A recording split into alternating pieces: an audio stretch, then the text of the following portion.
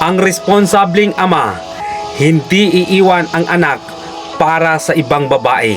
Dahil ang pagiging ama, hindi lang titulo, kundi paninindigan at prinsipyo. Kapag may responsibilidad ka para sa mga anak mo, hindi ito iniiwan kahit may bagong dumating pa sa buhay mo. Hindi sukatan ng pagiging lalaki ang pagtalikod sa mga problema at responsibilidad, kundi ang pagpili na manatili para sa mga anak. Ang anak, hindi ito pwedeng palitan at lalong hindi rin ito option.